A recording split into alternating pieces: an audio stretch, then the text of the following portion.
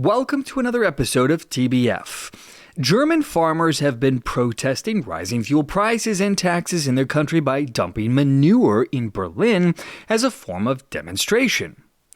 You see, back on December 18th of 2023, hundreds of farmers gathered in central Berlin with their tractors to protest the government's plan to cut diesel subsidies and other austerity measures.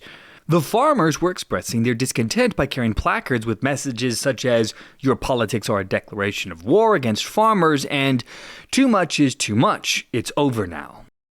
The German government, you see, triggered outrage by the farmers with their announcement of plans to save around 900 million euros, which included abolishing tax privileges for agricultural diesel and scrapping an exemption from car tax for farming vehicles. So what precisely is happening here? Well, according to a story by the AP, they said money at stake was added retrospectively to the 2021 budget in light of the COVID-19 pandemic under rules that allow new borrowing in emergencies despite Germany's strict restrictions on running up debt. Boy, we could really use something like that here in the US.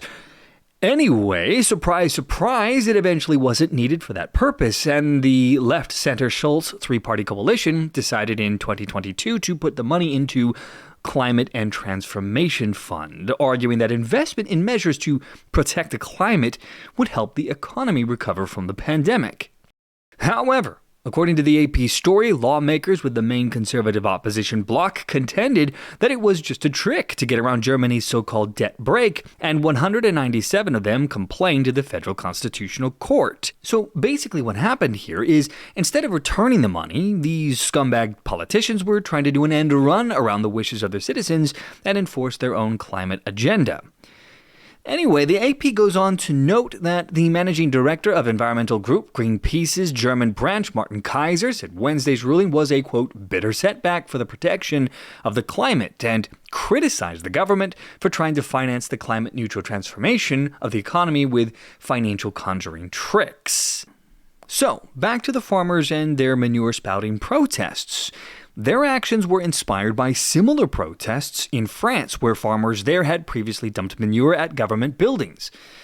Over 1,500 tractors participate in the Berlin protest, echoing the tactics of the French farmers, and they are threatening to escalate the protests if their demands were not met, indicating that they would be present everywhere in a way that the country has never experienced. Now, as you can imagine, the impact of the farmers' protest in Berlin was significant on traffic in the city, causing major disruptions on the roads. And it doesn't appear that it's going to end here. The farmers' unions have announced a week of action from January 8th to the 15th, which will include demonstrations in cities across Germany and culminating in a major protest event in Berlin on January 15th. This seems to be a growing trend. It seems that farmers and truckers stand up to what they believe is overreach by their government.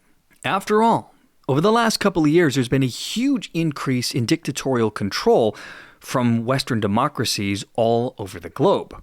Does anyone remember the Canadian truckers who bravely stood up to their government and demanded an end to the Orwellian control that Justin Trudeau was enforcing upon his citizens?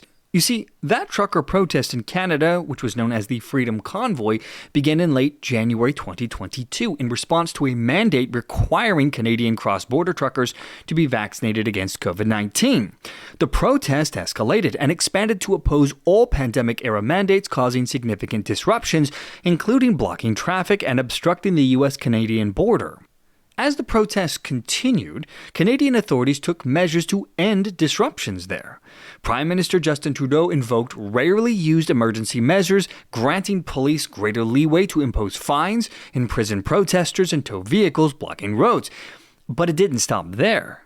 Things took a much darker turn as the Canadian government also took the unprecedented step of freezing bank accounts of some 280 protesters. These frozen accounts included those of individuals directly involved in the protests, as well as some accounts of people who were not directly involved but were just suspected of supporting said convoy.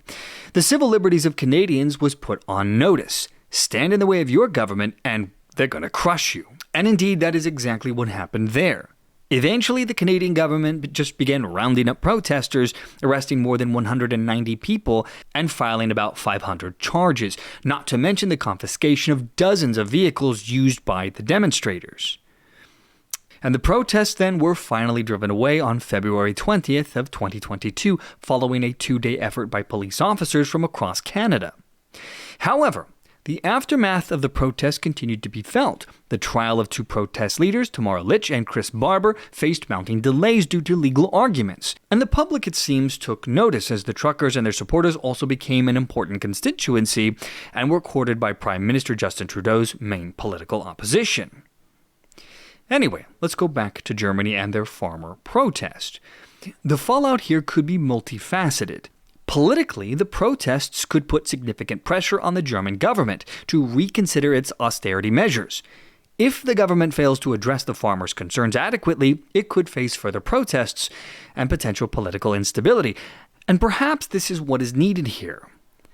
The farmers are arguing that the cuts would overburden the sector and could lead to the closure of many family-run farms. A strong display of discontent could sway public sentiment, potentially leading to increased support for the farmers and criticism of the government's austerity measures. Frankly, we should all hope that this happens. Why, you might ask? Well, because in the name of climate religion, the food production all across Europe seems to be under assault. For example, the EU has a Green Deal and the Farm to Fork, or F2F, and biodiversity strategies, which are expected to have significant impacts on the livestock sector, potentially affecting farm net incomes. The Green Deal aims to make Europe the first climate-neutral continent by the year 2050, which would require significant changes in various sectors, including agriculture. And surprise, surprise, as part of this, some European countries are asking farmers to reduce livestock, relocate, or shut down to meet their climate goals. I mean, who needs food when you gotta save the environment, right? This is deeply disturbing that there seems to be a global effort, at least in Western democracies anyway, to reduce the production of food. Makes you wonder, what could possibly go wrong here? I mean, on top of the livestock reduction, the EU is also attempting to enforce a 20% reduction in fertilizer because, those pesky harmful effects on pollution. Of course, this has naturally led to some concerns about the potential impact that this could have on food security. And some experts are warning that the targeted reductions in agricultural inputs could increase production costs and decrease agricultural output, potentially leading to higher food prices, which seems like a no-duh moment to me. All we need to do is look at most third world countries, which are dealing with a lot of people that are already affected by hunger. And that number, by the way, has already significantly increased since 2020. It was estimated that there was between 720 and 811 million people worldwide that faced hunger. This number would rise to as many as 828 million in 2021, which is an increase of roughly about 46 million people since 2020. This increase in global hunger has been driven by a variety of factors, which include the economic impact of having the world shut down thanks to, government responses to the COVID-19 pandemic. So the question needs to be asked, when does the reduction in food output lead to mass starvation? How far are we willing to go to please the altar of climate change? I, for one, find it deeply disturbing that this trend has been gaining traction as of late. It is something that we should all be paying attention to. And rest assured, on this channel, I will be. It's deeply disturbing. And that, my friends, is going to bring our episode to a close once more. From the TBF show, I am Adrian, and I will see you all next time.